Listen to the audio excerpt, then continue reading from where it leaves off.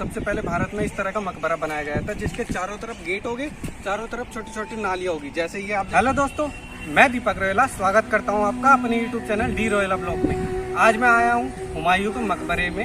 हुमायूं का मकबरा जो मथुरा रोड पर पड़ता है, जो पुराने दीन पनाह जो शेर शाह द्वारा बनवाया गया था, उससे 1 या 2 किलोमीटर की दूरी पर पड़ता है। इस मकबरे के बारे में बहुत कुछ है बताने के लिए।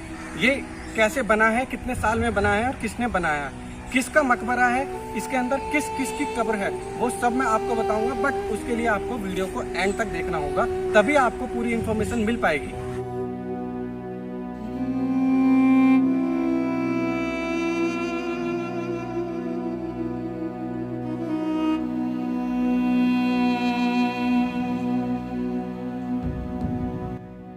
जैसे ही हुमायूं टॉम में अंदर एंट्री करने जाते हैं तो सबसे पहले हमें 2 दरवाजे पार करने होते हैं। पहले ये वाइट वाला दरवाज़ा है, इसे पार करने के बाद राइट हैंड पे एक सराय दरवाज़ा मिलता है, जिसे आगे बढ़ते हुए फिर आगे जाके हमें एक और बड़ा दरवाज़ा मिलता है, जो मुग़ल कला का एक बहुत बड़ा प्रतीक है।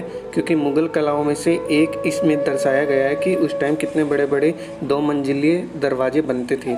अब जब हम इस दरवाजे को पार करते हैं तो हमें दोनों साइड मिलते हैं म्यूज़ियम, जिसमें कुछ पुरातत्व विभाग द्वारा जो अवशेष मिले थे वो दिखाए गए हैं। और इसी के गेट के अंदर एक म्यूज़ियम और है, जिसमें पूरा का पूरा हुमायूं टॉम का स्ट्रक्चर बना के रखा हुआ है कि हुमायूं टॉम कहाँ से शुरू होता है और कहाँ तक जाता है, और इसके अंदर क्या क्या चीज़ बनी हुई है, जो आप इस पूरे के पूरे म्यूज़ियम में बने हुए इस स्ट्रक्चर में देख सकते हैं।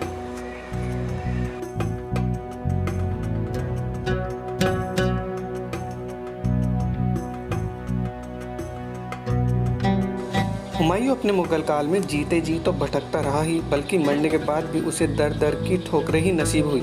हुमायूं भारत के प्रथम मुगल शासक बाबर का पुत्र था, जिसका जन्म 6 मार्च 1506 में हुआ था। हुमायूं के पास साम्राज्य बहुत साल तक तो नहीं रहा, मगर मुगल साम्राज्य के नींव में हुमायूं का बहुत बड़ा योगदान है।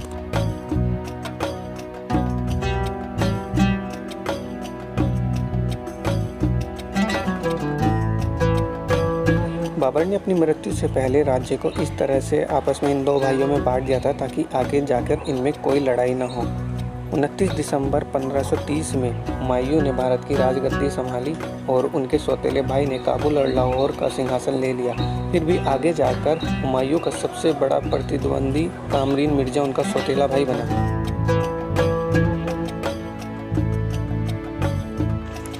भारत में शेर शाह सूरी ने इसे बेलग्राम के युद्ध में पराजित कर दिया, जिसे इसे निर्वासित होना पड़ा।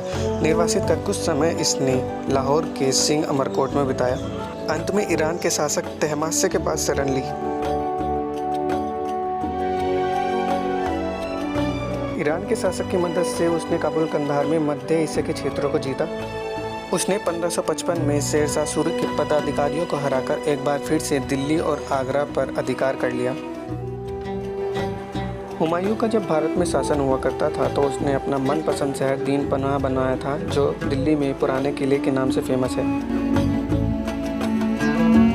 जब शेर शाह सूरी ने हुमायूं को हराया तो अब दिल्ली पर हुमायूं की जगह शेर शाह सूरी का शासन था। तो शेर शाह सूरी ने हुमायूं के दीन पनाह को तोड़कर उसमें अपना नया महल शेर का महल बनाया और उसमें एक नए शेर मंडल का निर्माण कराया। शेरशाह की मृत्यु के कुछ साल बाद हुमायूं ने फिर से दिल्ली पर अपना कब्जा कर लिया। क्योंकि उसे अपने दीन पनाह शहर से काफ़ी ज़्यादा प्यार था, तो उसने उसके शेर मंडल में अपना पुस्तकालय बनाया। और हुमायूं की एक सबसे बड़ी कमी थी कि वो जब भी कभी भी अजान सुनता था तो वहीं पर घुटने टेक कर बैठ जाता था। एक दिन वो शेर मंडल की बारीक सीढ़ियों से कुछ पुस्तकें लेकर उतर रहा था, तभी उसे अजान सुनाई दी और वो घुटने टेक कर बैठ गया। उसका पैर उसके कपड़ों में उलझ गया और वो सीढ़ियों से गिरकर मर गया। मरने के बाद भी हुमायूं को दर बदर भटकना पड़ा, क्योंकि जीतने वाला राजा इनकी बनी हुई कब्र को अस्त व्यस्त ना कर दे। तो इस डर से इनके सैनिक इनकी कब्र को उठाकर एक स्थान से सुरक्षित स्थान पर ले जाते थे। अकबर के राजा बनने के बाद 8 साल लगे इस टॉम को बनने में, और आज अकबर की कब्र यहाँ पर स्थित है। हुमायूं टॉम में हुमायूं की कब्र के अलावा कम से कम 150 कब्रें और हैं, जो इनके खास रिश्तेदारों से लेकर इनके साथ काम करने वाले छोटे से छोटे और बड़े पद पर काम करने वाले सभी की कब्र यहाँ पर बनवाई गई है, जो आप सामने देख सकते हैं।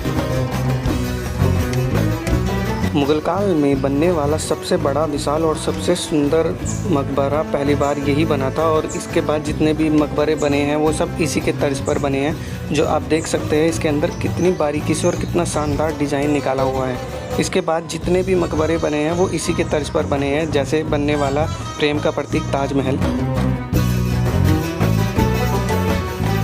मुगल काल में बनने वाला ये पहला मकबरा है जो 4 भागीय पद्धति पर बनाया गया है, जिसके चारों तरफ झील है और बाहर से देखने पर कुछ इस तरह से दिखाई देता है हुमायूं का ये मकबरा। जैसे ही हुमायूं टॉम से हम बाहर आते हैं तो हमें इसके बरामदे में कुछ और कब्र देखने को मिलती है, जो जाहिर है कि इनके साथ काम करने वाले छोटे बड़े पद अधिकारियों की ही रही होगी, जो आप सामने देख रहे हैं।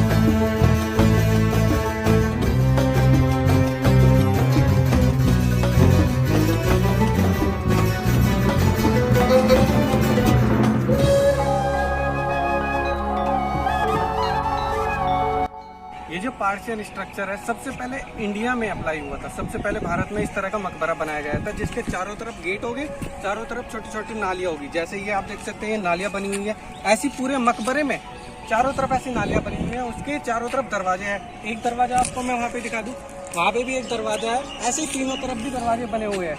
तो जहाँ से मैं निकल के आया हूँ वहाँ पे भी एक दरवाजा है। तो एक तो ये हो गया कि चारों तरफ इसके दरवाजे हैं। दूसरा, चारों तरफ इसके नदियों की तरह, मतलब एक तरह से नदियों को दिखाने के लिए चारों तरफ नालियाँ बनी हुई है जिसमें नदियाँ बहती है। तीसरा ये कि ये 4 भागीय पद्धति पर बनाया हुआ है। 4 भागीय पद्धति मतलब इसके चारों तरफ गार्डन है। इसी के स्ट्रक्चर पर सबसे पहले ये बना, फिर इसके बाद मुगल काल में जितने भी मकबरे बने हैं सब इसी के स्ट्रक्चर पर मकबरे बने हैं। जैसे इसके बाद बनने वाला ताजमहल, जिसे हम प्रेम का प्रतीक मानते हैं, पहले ये बना था, फिर इसी के तर्ज पर ताजमहल बनाया गया। सेम वही स्ट्रक्चर लिया गया है। उसके चारों तरफ भी गेट है, उसके चारों तरफ भी गार्डन है, उसके चारों तरफ भी पानी बहता है। तो सबसे पहले ये बना, उसके बाद वो बना। तो इस वीडियो में बस इतना ही। अगर मेरी वीडियो आपको अच्छी लगी तो प्लीज़ मेरी वीडियो को लाइक कीजिए, चैनल को सब्सक्राइब कीजिए, क्योंकि मैं इससे ज़्यादा अच्छी और भी ज़्यादा टॉपिक पर आपके लिए वीडियो लेकर आने वाला हूँ। तो फिर मुलाकात होगी आपसे ऐसी ही और एक दिलचस्प वीडियो के साथ। तो तब तक के लिए जय हिंद, बाय बाय।